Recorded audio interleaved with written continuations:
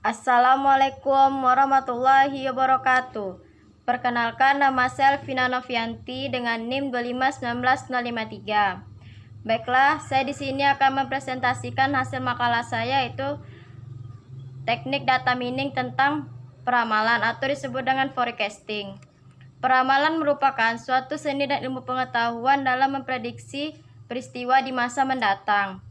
Menurut Rusdiana menyatakan, peramalan adalah salah satu kegiatan yang dianggap mampu dijadikan dasar dalam pembuatan strategi produksi perusahaan.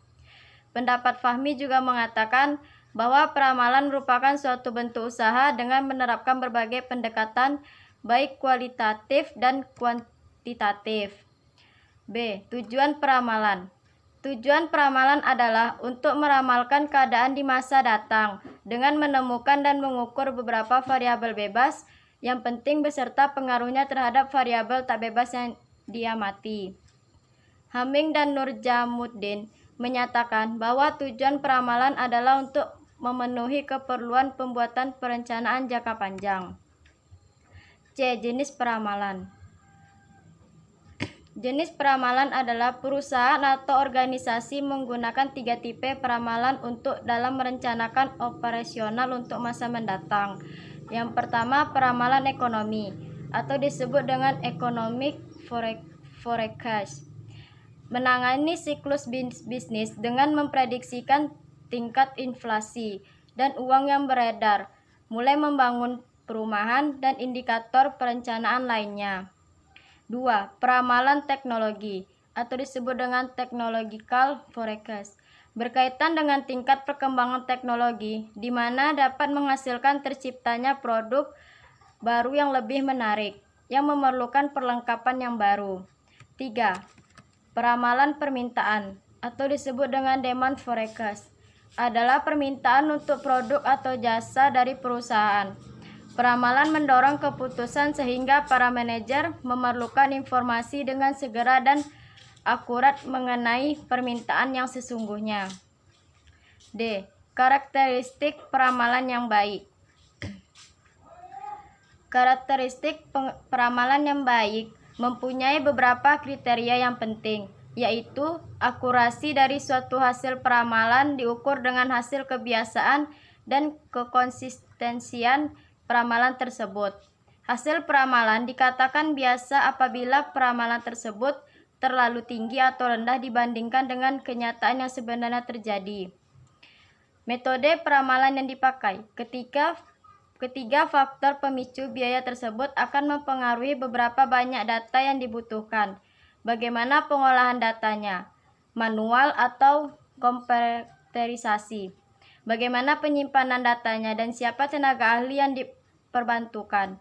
Kemudahan penggunaan metode peramalan yang sederhana, mudah dibuat dan mudah diaplikasikan akan memberikan keuntungan bagi perusahaan. Faktor yang diidentifikasikan sebagai teknik dan metode peramalan. Ada faktor utama yang diidentifikasikan sebagai teknik dan metode peramalan. Yang pertama, horizon waktu. Ada 2 aspek dari horizon waktu yang berhubungan dengan masing-masing metode peramalan. Pertama adalah cakupan waktu di masa yang akan datang, dan kedua adalah jumlah periode untuk peramalan yang diinginkan. Yang kedua, pola data. Dasar utama dari metode peramalan adalah anggapan bahwa macam-macam dari pola yang didapati di dalam data yang diramalkan akan berkelanjutan. Biaya. Umumnya ada 4 unsur biaya yang tercakup dalam penggunaan dalam suatu prosedur peramalan, yaitu biaya-biaya pengembangan, penyimpanan data, operasi pelaksanaan, dan kesempatan dalam penggunaan teknik-teknik lainnya. Perencanaan produksi. Perencanaan produksi adalah perencanaan dan pengorganisasian sebelumnya mengenai orang-orang, bahan-bahan, mesin-mesin, peralatan lain, serta modal yang diperlukan untuk memproduksi barang-barang pada suatu periode tertentu di masa depan sesuai dengan yang diperkirakan atau diramalkan. Adapun tujuan perencanaan sebagai berikut. Yang pertama, suatu perencanaan bertujuan untuk memperkecil risiko yang akan terjadi di kemudian hari, termasuk meminimalisir berbagai biaya yang dianggap tidak efisien yang mungkin timbul selama proses pekerjaan berlangsung. Yang kedua, suatu perencanaan yang dibuat harus didasarkan atas target-target atau prioritas-prioritas yang ingin dibangun. Yang ketiga, suatu perencanaan yang dikonsep secara baik serta dijalankan dengan benar mampu memberikan keyakinan kepada perusahaan. G. Faktor-faktor yang mempertimbangkan dalam perencanaan produksi. Terdapat beberapa faktor yang mempengaruhi dalam perencanaan produksi, yaitu yang pertama, sifat proses produksi. Proses produksi yang terputus-putus atau disebut dengan intermittent process atau manufacturing.